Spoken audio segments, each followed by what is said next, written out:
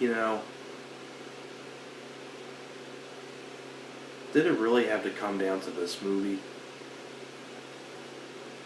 Did it really have to come down to this movie? This is the way that this franchise has to end? Apparently it does.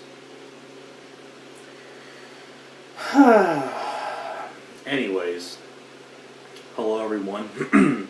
It is me again, it's HorrorFan34, and welcome back to another review, and the final review for the Die Hard films. Had a lot of fun doing this franchise, the first four especially. Well, was this one tough? But going through like the overall, I mean, I don't have much to say about this movie, so I'll just go on. I mean, my history with the Die Hard films, love the first film. A really great introduction to John McClane. Alan Rickman as Hans Gruber, just fantastic. Second one, very, very solid. I like William Sadler as Colonel Stewart. I think Bruce Willis does a great job as John McClane. And on top of that, too, you have great side characters from the first two, whether it be, Reginald Vell Johnson, Bonnie Bedelia, Art Evans, and Die Hard 2, things like that. But very solid second film. Die Hard 3 is my second favorite behind the first movie. Die Hard with a Vengeance. Just very fast-paced, very entertaining. Sam Jackson and Bruce Willis have great chemistry. Jeremy Irons as Simon is great. A lot of fun action, really badass ending. Just go watch my review of Die Hard with a Vengeance. Live for Your Die Hard, I still think is a very solid film. Definitely not as good as the first three, but it's miles better than this movie. I think Die Hard 4 has a lot more going for it. It has better solid direction by Len Wiseman. Bruce Willis does feel like John McClane in that movie, unlike this movie, which I'll get to. I like Justin Long. I like Mary Elizabeth Winstead. Timothy Olyphant is a decent villain, but not as good as the first three films. But he's miles better than any of the bad guys in this movie. And, I think, for being many years later after the third film, I think it still does a really good job of being a Die Hard film. So I really do enjoy the first four Die Hard films. Now we're getting on to this one. A Good Day to Die Hard. Might as well just cut out to Die Hard at the very end, just call it A Good Day to Die. Because I almost died after seeing this movie.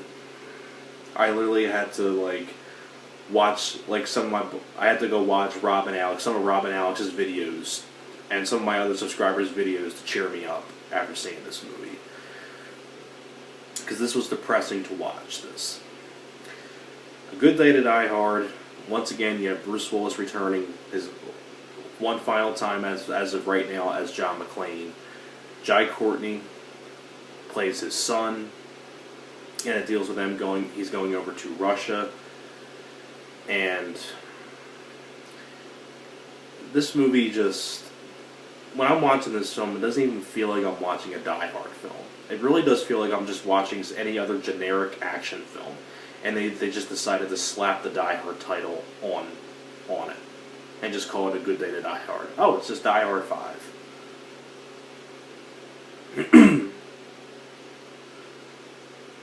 I never really thought the Die Hard franchise would come down to this. Because when you watch Bruce Willis play John McClane in this, he's not even playing John McClane. It's kind of like Bruce Willis kind of forgot what the character of John McClane was all about and sucked the life out of him. That's really what it is. He's not even playing John McClane. It's Bruce Willis playing Bruce Willis. Because this was around the time when Bruce Willis was just in garbage after garbage. With all that direct-to-video stuff. Granted, thankfully he came back with, Death Wish and Glass, but this was around the time it was just, oof. I don't think Jai Courtney's bad in the movie. I actually don't mind Jai Courtney. I think he did fine. I think he did better in Suicide Squad as Boomerang, but he's definitely not the problem here. I'm not really into Jai Courtney as an actor, but I don't think Jai Courtney's the problem. I think Jai Courtney does a better job acting in this movie than Bruce Willis, which should not be the case. And on top of that too, this director is John Moore. Like, what? More, how do you like it? More, how do you like it? Like, I felt like just breaking out into that song after I said that guy's name. John Moore, easily one of my least favorite directors. I'll give him one movie, and that was Behind Enemy Lines with Gene Hackman and Owen Wilson. That's the only good film that he's done that was worth anything. Because you messed up this film, you messed up Max Payne with Marky Mark. I'm trying to remember the Omen remake. Where, no, that's not a remake, that's a Xerox. The Omen remake is a Xerox. If you're going to remake The Omen, do it your own way. Look at Texas Chainsaw Massacre. Look at Friday the 13th. Look at Dawn of the Dead. They all did. Those are remakes, but they were way different than the originals. Make it your own. It wasn't scene for scene and shot for shot. It wasn't like Psycho. That's basically what the Omen remake was like. And then John Moore directed that too. You only did one good movie, dude, and that was Behind Enemy Lines. That was the only movie that was worth anything from you. Because I don't like A Good Day to Die Hard, I don't like the Omen remake, and I don't like Max Payne. So you've definitely made your fair share of crappy movies, and this is not better. This is no better than Max Payne or The Omen. It really isn't. You know, I'm not explaining much about this plot because what more can I say about this? I don't really want to talk about this film anymore. I really don't. You know, Bruce Willis is not even playing John McClane anymore. It's like he doesn't even know what the character is. John Moore's a horrible director. I mean, and there was like no action in this movie that really stood out to me. There was like no action in this movie that stood out to me. None. None whatsoever. This is a very depressing movie to review. It really is, because I love the Die Hard films. I adore the character of John McClane. And this is the way that it has to finish up, as of right now. Wow, what a sucky way to end your franchise right here at this moment. And that was back in 2013.